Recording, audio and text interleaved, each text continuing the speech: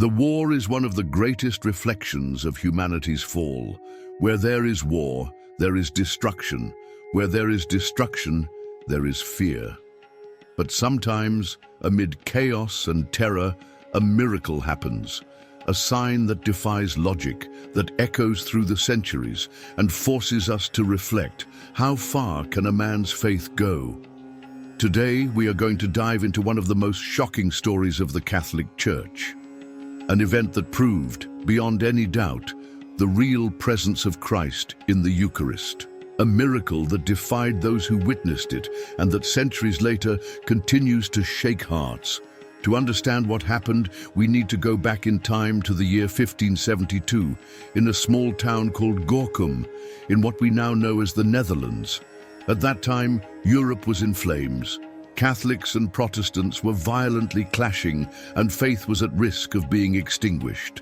Churches were looted, priests persecuted, and any trace of Catholicism was mercilessly destroyed. It was in this scene of terror that a group of mercenary soldiers known as the Beggars of the Sea invaded Gorkum. These men had no compassion.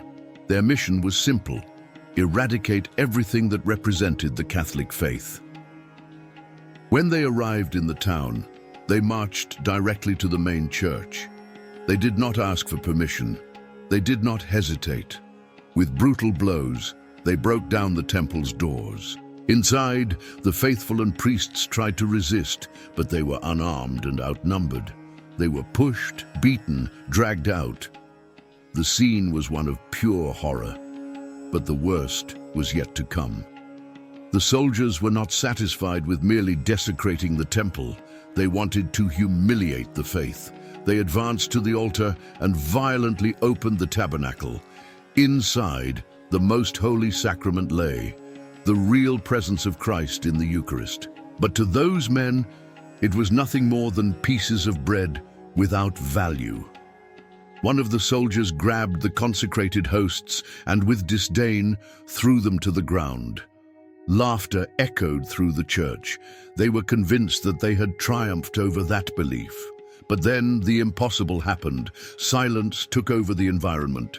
The soldiers' laughter suddenly ceased. One of them pointed to the ground, unable to believe what he saw. The hosts were bleeding. First a scarlet stream appeared, then another. Soon an intense flow of blood spread across the cold floor of the church. The soldiers recoiled, trembling. Some instinctively made the sign of the cross. Others murmured words of fear. What they were witnessing made no sense. How could something like this happen? Was the bread alive? Was it a trick? Or was it a divine sign? Among the faithful who had been dragged out of the church, some managed to free themselves and ran back. Upon seeing the hosts bathed in blood, they fell to their knees and began to cry. They had no doubts. God was there, showing that the Eucharist was real. But the soldiers' pride spoke louder than fear. Instead of kneeling and asking for forgiveness, they reacted with fury. One of them shouted that it was nothing more than an illusion, a cheap trick to deceive the gullible.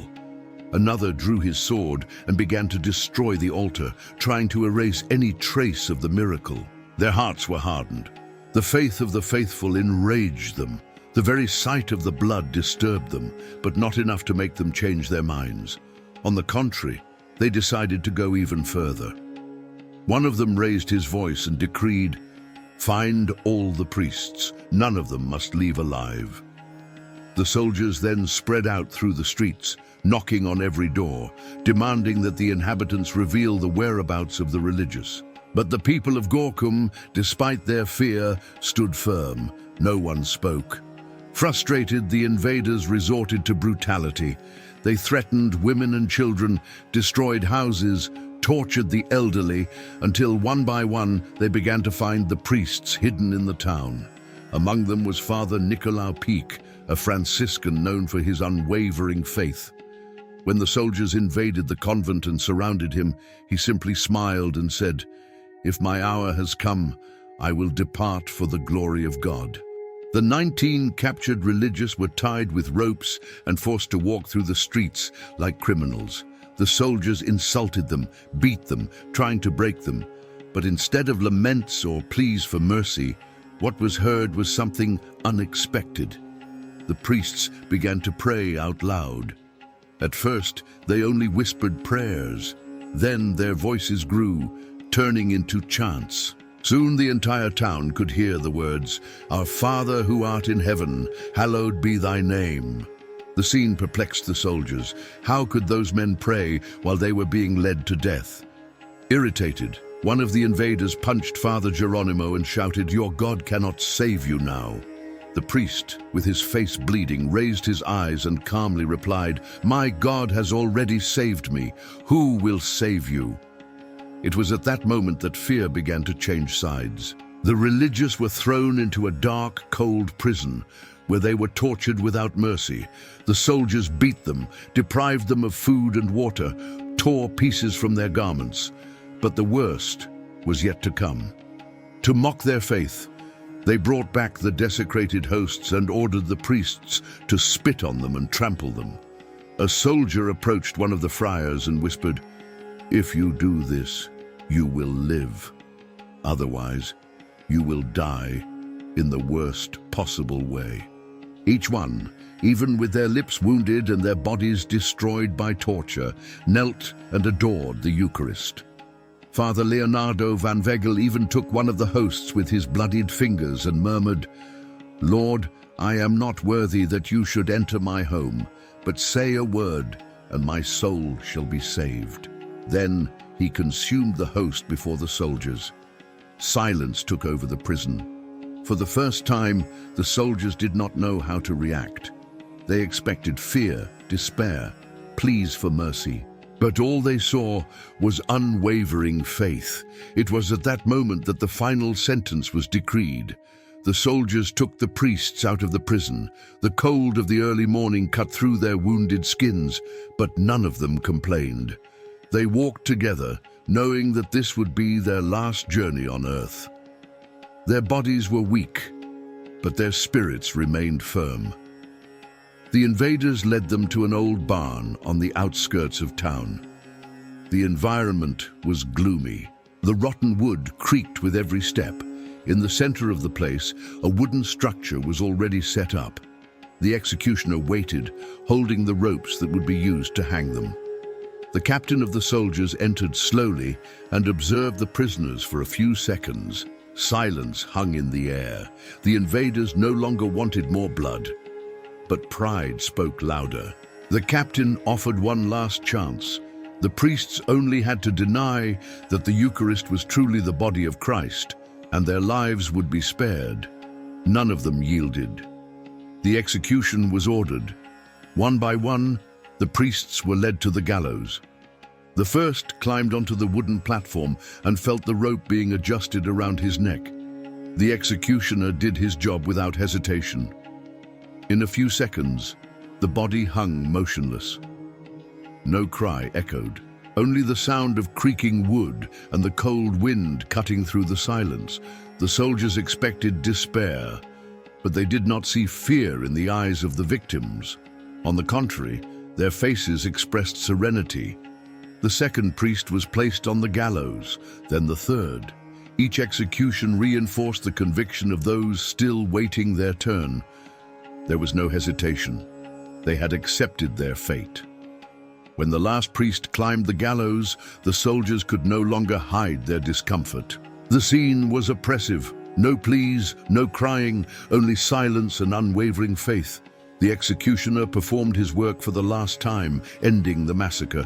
The bodies remained hanging in the barn, but something surprising happened. The faces of the martyrs were not contorted with suffering. There were no expressions of fear or pain. They seemed to be at peace. Some of the soldiers recoiled, murmuring among themselves. This was not what they had expected. They believed that fear would dominate the religious, that they would beg for their lives, but what they saw was exactly the opposite. The captain looked at the bodies and left the barn without saying a word. He knew that something greater had happened there. The town of Gorkum remained silent. Fear prevented people from speaking about what had occurred. But time passed and rumors began to circulate. Small groups secretly discussed the massacre. Gradually the story spread. The soldiers who participated in the execution were not the same after that night. Many of them left military life, tormented by what they had witnessed. Some, unable to forget the serene faces of the martyrs, sought refuge in faith. Others were lost in remorse and never found peace again. The captain himself, years later, fell into despair. Before dying, he confessed to a Catholic priest. His last words were a testimony to the guilt that consumed him. He said that night he had not killed mere men, but saints. When the Catholics finally regained Gorkum, they went to the barn where the martyrs had been killed. The place was abandoned, but something in it had changed. That space, which had once witnessed indescribable horror, had become a sanctuary. On the ground, bloodstains were still visible. The environment seemed untouched by time. Moved by devotion, the faithful decided to preserve the place. The barn was transformed into a sanctuary, a space dedicated to the memory of the martyrs. Pilgrims began to visit the site, and miracles were reported.